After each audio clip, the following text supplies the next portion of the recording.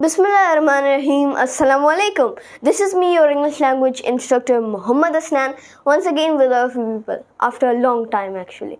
Because personally I was somewhere else and not here, but I had some pre-recorded videos for you people. So for me it's a long time. For you people I was daily there and I was uploading. So for me it's a long time. So after a long time I'm once again with all of you people. And as you people know, I had been on a trip with my family and I enjoyed really there. So I'm now fresh and I'm going to continue doing these 30 days crash course. So for anybody who does not know, last video, which is currently not uploaded, it's going to be uploaded today, was about developing writing skills, which is the part 1 of it, and today we are going to do part 2, and officially we have completed our second week of this whole circle, or of this whole 30 days crash course. So we have completed our second week and we are going to go towards our third and then fourth and finally the last 2 days. So just like that, let's start our topic and let's begin with our old topics and with our old energy. So let's begin. Developing writing skills. Well, for anybody who does not know why to develop writing skills, so there are 2 reasons why you might write or need to develop writing skills. So the number 1 need will be that you have to actually be academic, for academic purposes, and for that the major important things are essays, writings, persuasive, argumentative, narrative, and storytelling, etc. Those are what I call the more subjective and more theoretical part, because like there are some things that are pretty like I've talked about things that are pretty practical in the past, but now we are going to be talking a little bit theoretical. So this part would be continuing, or this part would be of a little bit more tilted towards academic purpose, and this part is a little bit more according to purpose of job, business, etc. So this is going to be a bit more professional, because people learn writing for 2 major things. So let's start our video and let's check out what these things are about. Narrative writing. So what is the meaning of narrative? When somebody says narration, so what comes in your mind? There will be 2 narration. One is the grammar narration, but most of you won't know what narrations in grammar are, but you might have heard it. But as a professional, the thing that comes in my mind are 2 narrations, and secondly narration of a story. When the narrator is telling you the story, where for example in a story there are always a few characters, right? There is the protagonist, antagonist, there is a heroine, there is a side character that is the friend of the main character or of the protagonist, and then there is the narrator. Narrator is the person who tells the story. Like आपने कभी सुना होगा जिस तरह के, for example, protagonist का मतलब hero, antagonist का मतलब villain, heroine तो heroine होती है, और साइड कैरेक्टर जो है लाइक वो एक हीरो का दोस्त है, हीरो का फ्रेंड, या हीरो की कोई इवन के बहुत सारे दोस्त हो सकते हैं. तो ये एक कहानी के अंदर कंसिस्ट करती है. फिर आता है नरेटर, जो कि इस कहानी को आपको सुना रहा होता है, जो कि आपको ये कहानी बता रहा होता है कि इस वक्त में एक राजा रहता था, वो ये करता था, वो करता था, लेकिन एक बहुत बुरे इंसान ने उसके साथ ये किया और उसके बाद ये हो गया. तो वो जो आदमी जो ये कह रहा है उसे कहते हैं narrator. So when you are narrating a story, when you are telling a story, that is known as narrative writing. There is narrator, the person who narrates, narration, the line or the whole paragraph of narration, and then narrative means the type of thing that narrates something. For example, narrative board, narrative writing, narrative script. These things tell or narrate the story, so that's why they are known as narrative. So what are the major things that are important if you are trying to narrate a story? The important things that are very important or are pretty important in my eyes are 2 things. Number 1, twist. Lots of people I've seen, they just go straight like this with their stories. No, you should not go straight. You should not just be like floating around the story. You should not be like this, that there was a hero, his heroine got kidnapped by the villain, and the hero beated the villain, and he was living happily after. That's incorrect. The way you will make it is to show twist in it. There should always be a twist. There should always be this theory behind everything. So for example, we are going like this. This is the hero's story, and then suddenly it is declining. Why? It was going straight, he was living a happy life, he was actually on the peak of his success. In literature, we can say his peak of success or the climax.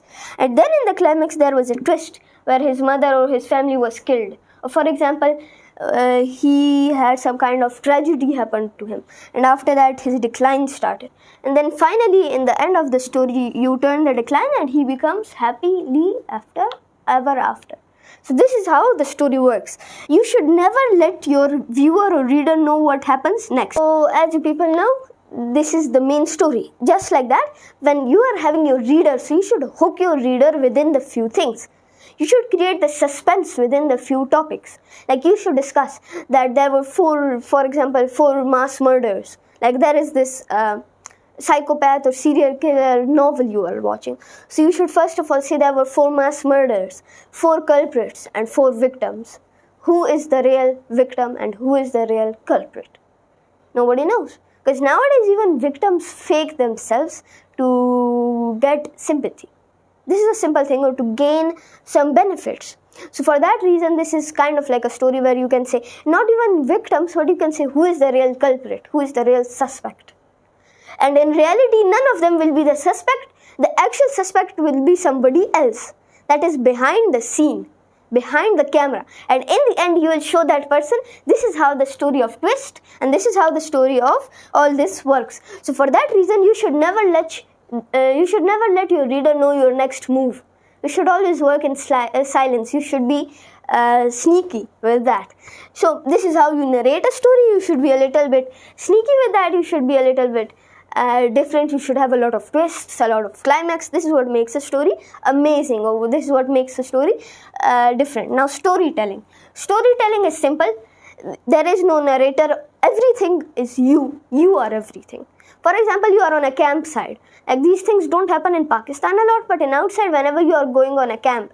So there on the camp, you will have some fire, you will gonna have some, for example, food, etc. there. And with that food, you are going to have some horror stories. Everybody is gonna share their own horror story. Like once upon a time, there was a very horror person and he got killed, and then his ghost was roaming the forest, and like you can make these stories. So that's what we say campsite stories. So just like that, when you do not have another character, you are everything. You also say the lines of the narrator. You also say the lines of the main character, of the antagonist, of the story. You also say this. But in storytelling, there is one thing. You do not include dialogues of the characters, but rather you just narrate what happens. You do not include the dialogues of these characters. Rather, you show what he wants to express. You do not use actual dialogues here, just like in novels, etc. You rather say that this person was going, this happened, and after that he was thinking that what will I do now, and he was just going to ask the person that please come and help me, but then suddenly this happened, that happened. So you aren't going to have some proper dialogues in storytelling. Meanwhile, in narrative, dialogues are very important. Do not forget them. Argumentative and persuasive writing. Persuasive writing, I believe, is for cowards. For people who are scared. For them, just joking. I'm not saying that those people are cowards, but rather the thing is that with persuasive, you are not adding your own idea, but you are making others, you are using others' ideas and showing them and showing a different side. So now what is argumentative and persuasive? Argumentative means when you are doing an argument, and you are making the second person believe in your words. जब आप उसे मजबूर कर रहे हैं कि आपकी point of view के साथ वो माने, आपके पॉइंट ऑफ व्यू के साथ वो शेयर करे अपनी बात को, तो उसे कहते हैं argumentative. You are having an argument कि जब सामने वाले की पॉइंट ऑफ व्यू अलग है, आपकी अलग है, बट आप एक किस्म की ऐसी राइटिंग करते हैं कि उसके अंदर आपको पता होता है कि आगे वाली रीडर की क्या सोच होगी, क्या जहनियत है रीडर की. तो उस जहनियत के बेसिस के ऊपर एक आर्ग्यूमेंट आप बना. So as we were talking, argumentative is kind of like you are not imposing, but you are making the reader agree with your point of view. You are making the reader believe in your point of view. You are showing him the different side of things, and you are making an argument, an active argument, which you know that you will be the winner, but it's actually according to the viewer's eyes. And you have to see what other people think of your writing before publishing it or before sharing it, because that is important with argumentative writing. Persuasive, you are grabbing a social problem, for example, that nobody has actually any argument against. Everybody agrees with that. And you talk about that type of things is persuasive. you pursue a writing, you pursue a problem in the society and write upon it. That is known as persuasive writing, where you are not showing agreement or disagreement, but rather the problem it causes and how to have a good solution for such type of problem. And then there is finally with us writing samples and feedback. So what is writing samples? Now, writing samples is important when you are going for a job and it is related to writing. So they are going to tell you that write a sample for us. It can be one or more than one. It can be about some specific topic, some specific product, some specific state, or something specific in that company. So what is important for writing samples when you are writing, or when you are applying for a job, or you are going anywhere, or you are doing anything that is regarding job or business? So for that, the important thing is, first of all, acknowledge the brand. What brand it is, what is its primary job, what are its major products, what are its successors, and what are the different things that had a downfall upon that specific product or brand, for example.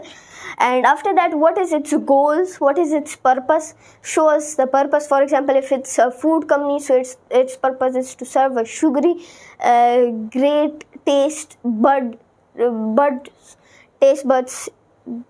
making your taste buds experience the best of the best. That is what their goal is, making you feel the greatest when you are eating their food. So that is, for example, a purpose. There can be many purpose, like making technology easier to use, like computers, etc. So there can be purpose. What is their goal?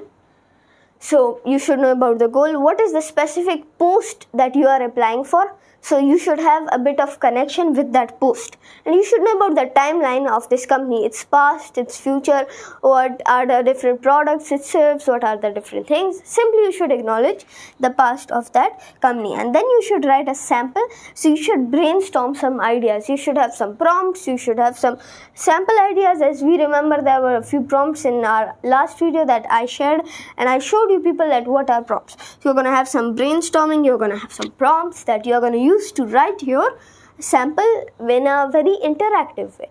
Then finally is feedback. So feedback is kind of like when somebody is giving you a service, or when somebody is offering you something, so you give a feedback upon that. For example, if that's food, if that's anything. For example, there is the Pakistani Namak Mandi food. So when a traveler comes from abroad, so he gives a feedback upon this. If that's on the internet, if you're a food blogger and a food writer or a food vlogger, etc., so you're going to give it on the internet, and if not, you're going to tell to the food owner that it was really amazing, I loved it.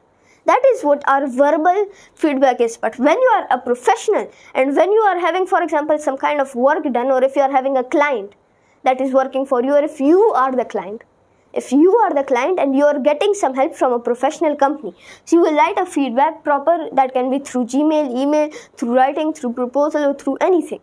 You can write a proper feedback regarding what was the product, how was it, how was your experience, and what would be your remarks upon it. You should write all these things inside your feedback, which will give the company more chance to improve upon their steps and to know that what is better, what is more appreciated, more liked by the society. So they are going to have a bit of improvement going on there. So this is how it all goes, and roundabout these were all the things that majorly includes writing skills, and we are going to go ahead for our next topic in our next video. So until that time, thank you so much for staying with me, and Allah Hafiz.